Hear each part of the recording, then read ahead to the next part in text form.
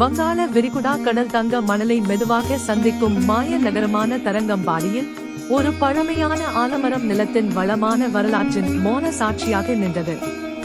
அதன் பரந்த கிளைகளின் கீழ் இந்தியாவின் சுதந்திரத்திற்காக போராடிய துணிச்சலான பெண்களின் கதைகள் உயிர்த்தெழுந்தன. ஒரு மாலை நேரத்தில் சூரியன் அடிவானத்தில் மறைந்த போது குழந்தைகள் தங்கள் பாட்டி மீனாவை சுற்றி மரத்தடியில் கூடினர். நீண்ட காலத்திற்கு முன்பு நம் நாடு சுதந்திரத்தை நாடிய போது தைரியமான பெண்கள் நம்பிக்கையின் பிரகாசமான விளக்குகளாக உருவெடுத்தனர்.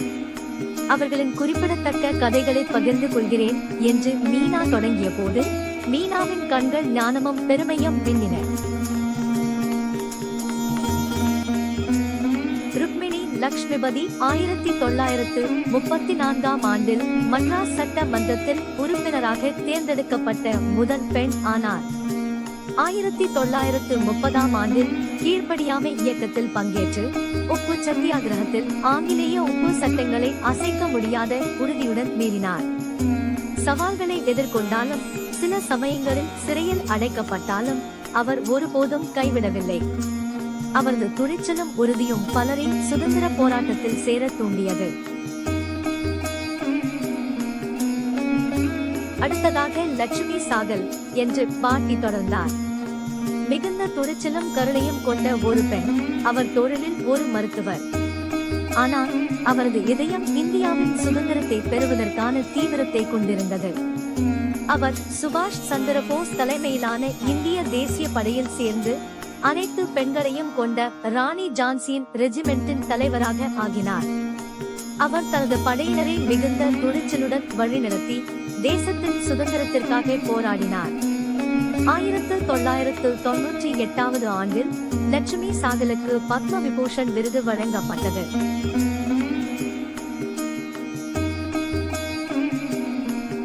அஞ்சலை அம்மாள் வெள்ளையனே வெளியேறு இயக்கத்தின் போது ஒரு தீவிர தேசபக்தர். அவரது துணிச்சல் மற்றும் அர்ப்பணிப்புக்காக அங்கீகரிக்கப்பட்டார். போராட்டங்கள் மற்றும் பேரணிகளை ஒழுங்கமைப்பதில் அவரது தீவிர ஈடுபாடு சிறையில் அடைக்க வழிவகுத்தது. ஆனால் அவர் தனது உறுதிப்பாட்டில் உறுதியாக இருந்தார். பெண்களை திரட்டுவதிலும் சுதந்திர செய்தியை பரப்புவதிலும் அவர் முக்கிய பங்காற்றினார். அவரது குரல் கிராமங்கள் மற்றும் நகரங்கள் முழுவதிலும் ஒரு சக்தி வாய்ந்த குரல் ஒலியாக செயல்படுகிறது. மகாத்மா காந்தி அவரை தென்னிந்தியாவின் ஜான்சி ராணி என்று அழைத்து கௌரவித்தார். மேலும் அவர் கடலூர் தொகுதியில் இருந்து சென்னை மாகாண சட்டமன்றத்திற்கு 3 முறை தேர்ந்தெடுக்கப்பட்டார். அடுத்ததாக குயிலி என்று பாட்டி தொடங்கினார். குயிலி 18ஆம் நூற்றாண்டில் கிழக்கிந்திய கம்பெனிக்கு எதிராக நடத்தப்பட்ட போராட்டங்களில் பங்கேற்ற வேலு நாச்சியாரின் படைத்தலைவியாக இருந்தார். அவர் இந்திய வரலாற்றின் முதல் வீரமரண தியாகியாக மட்டுமல்லாமல் முதலாவது தற்கொலைப்படை வீராங்கனை என்றும் அறியப்படுகிறார்.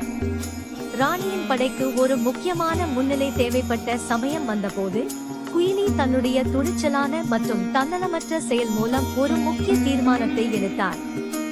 எண்ணெய் பசிந்த அவள் தன்னையே தீயிட்டு ஆங்கிலேயரின் ஆயுத களஞ்சியத்திற்கு நுழைந்து அதை அழித்தார். அவரது வீரத்தால் வேலு நாச்சியார் தனது கோட்டையையும் அரசையும் மீட்டெடுத்தார். இன்று தமிழ்நாட்டின் சிவகங்கை மாவட்டத்தில் குயிலியின் ஒப்பற்ற தியாகத்தை நினைவுகூரும் ஒரு நினைவு சின்னம் உள்ளது.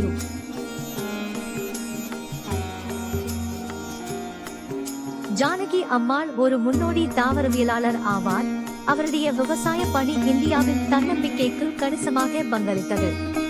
தாவர வளர்ப்பில் குறிப்பாக கரும்பு, அரிசி, கத்தரிக்காய் மற்றும் பலாப்பழம் போன்ற பயிர்களில் அவரது ஆராய்ச்சி பயிர்களின் தரம் மற்றும் விளைச்சலை மேம்படுத்தியது.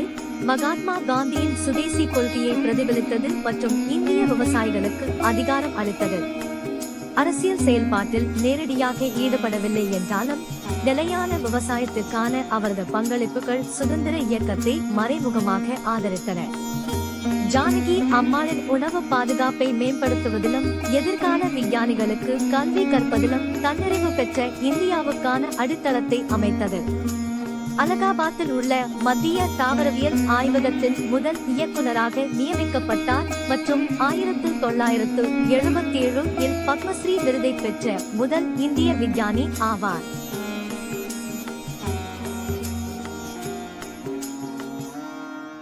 மீனா இந்த கதைகளை முடித்த பிறகு அடுத்த பகுதியையும் பகிர்வதாக கூறினார்.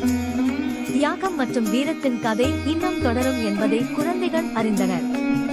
இந்த 5 பெண்களின் கதை சுதந்திரத்தின் பயணத்தில் ஒருங்கிணைப்பு, தைரியம் மற்றும் மாறுபட்ட பங்களிப்புகளின் முக்கியத்துவத்தை பிரதிபலிக்கிறது. அவர்கள் செய்யும் தியாகங்கள், அறிவியல் முன்னேற்றங்கள் மற்றும் நிலைத்த தன்மையை போற்றி உண்மையான சுதந்திரத்தை அடைய முக்கியமாக கற்பிக்கிறது. இந்த கதை இந்த குறிப்பிடத்தக்க பெண்களின் பங்களிப்புகளை ஒன்றாக இணைத்து அவர்களின் தனித்துவமான பாத்திரங்களையும் இந்தியாவின் சுதந்திர பயணத்தில் அவர்கள் கொண்டிருந்த கூட்டு தாக்கத்தையும் எடுத்து காட்டுகிறது. நினைவில் கொள்ளுங்கள், இன்று நாம் அனுபவிக்கும் சுதந்திரம் அசாதாரணமான பெண்களின் தியாகத்தின் பலனாகும். அவர்களின் தைரியமும் உறுதியும் நமக்கு ஒற்றுமை மற்றும் துணிச்சலால் உலகை மாற்ற முடியும் என்பதை நினைவூட்டுகிறது.